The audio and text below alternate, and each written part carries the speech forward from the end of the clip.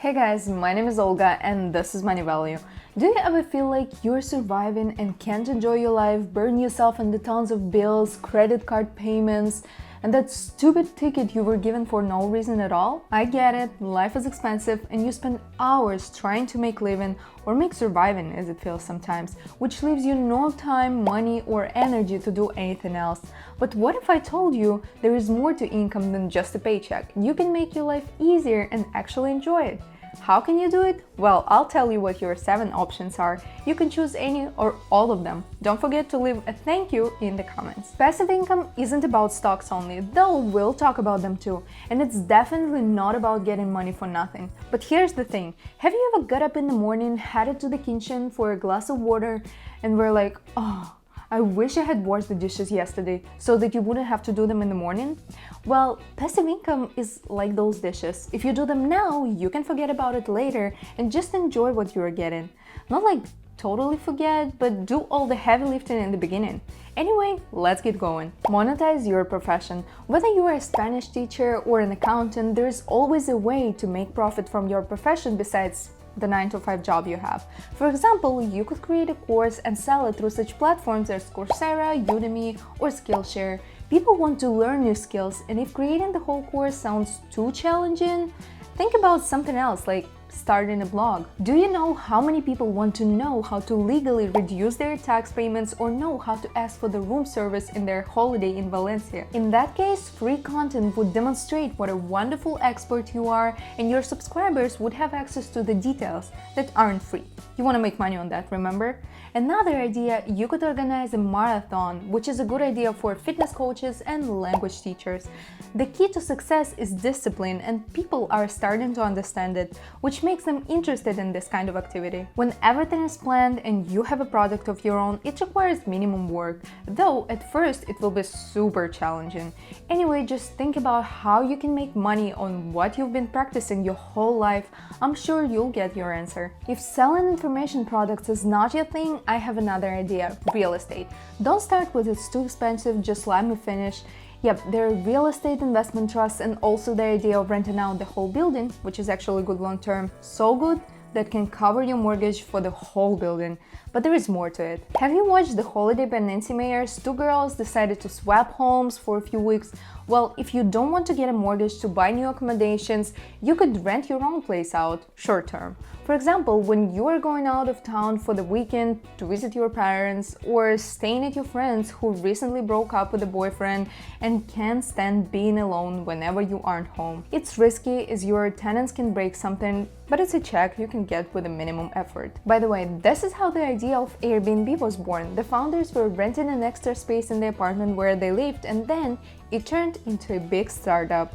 So what do you think about some Airbnb? Let me know in the comments. Those of you who aren't afraid of big investments, let's get back to the other side of real estate. So the REITs, what are those? Well, it's a company that owns real estate that brings income. They say those trusts bring income that is more than average on the market, making an average annual return about 10.5%. Some of them invest directly in the properties and earn rental income, while others invest in debts, for example mortgages. There are certain risks, but in general, it's a good addition to your portfolio. Another option is becoming a landlord or a landlady and getting into long-term residential rentals. The real estate prices are increasing and rent is going up with them. If you're renting one apartment out, it can cover most, if not all of your expenses. And if you're willing to take a risk, you can buy 4 or 5 of them, or even the whole building, and after dealing with search for the tenants, live happily ever after. There can't possibly be a video about passive income that wouldn't mention dividend stocks. It's safer than trading on the stock market, and the best part, it's more or less stable. Shareholders receive a payment once a month, once a quarter, or annually. It actually doesn't matter. I mean, if you were to receive extra dollars, do you really care if you get all of them at once or just once per month? And here's my key advice: reinvest whatever you get. Your very best friend is compound interest. I'm sure you know how it works, but just in case, quick example. Imagine that you have $100 of investment at a rate of 5%. By the end of the year, you have $100 that you invested and $5 of profit. You can either take $5 now or reinvest it and receive not 5 but 5.25 next year. You see the difference, huh? If it seems insignificant, try with the bigger numbers. As for safety, your best bet is dividend aristocrats like Coca-Cola, AT&T, and other 63 companies that you can find on the list of those who raised their dividends over the years. While we're talking about the stock market, another semi-safe way to make money is buying so-called blue chips. That's what the well-established companies with market capitalization of billions are called. And not all of them are dividend paying. They can also have troubles during the market challenges, but in most cases they survive. Besides, there never is a guarantee on the stock market. After all, it's not a kitchen appliance you are buying. Another piece of advice: don't have your whole portfolio consist of blue chips. You better diversify. Anyway, even if you don't like this one, at least you've learned what a blue chip is. There is a slight chance that you rolled your eyes when I mentioned teachers and accountants in the first one here, because you are an artist or a writer. I have good news for you too. You can print a book or record an album and enjoy the income when it's distributed. In that case, your income will be called royalties. A writer usually gets roughly 20 to 30% of the publisher's revenue for a hardcover, 15% for a trade paperback, and 25% of an ebook. By the way, Amazon has a program called Amazon Books where anyone can easily publish a book and they will take care of all the printing. I already tried it myself and wrote a story for kids, which is currently only available as an ebook. Let me know if you're interested and I will attach the link in the comments. Back to the topic. As for the singers, they usually get 10 to 25% of the suggested retail price for top-line albums. If you manage to get yourself a producer or a publisher who would take care of the sales, you'd be basically making your living on living. That's why singing and writing is for creative people, right? I have mentioned how blogging can be used to make money on your profession, but blogging itself can be a source of income.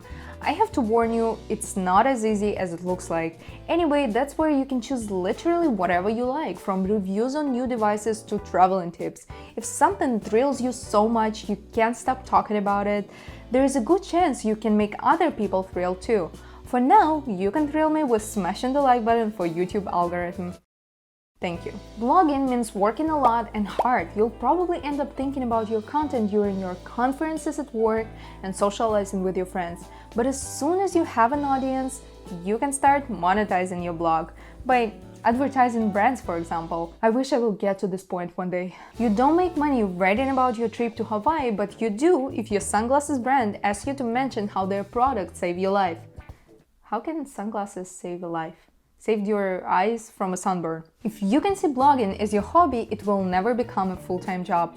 It will just be your hobby that brings you money. The last one I'll mention today is affiliate programs. It's probably one of the most popular sources of passive income today. Simply put, it's when a company, an online shop, or an e-library pays you commission for the traffic you bring. In most cases, it only works when a person who came from you actually purchases something.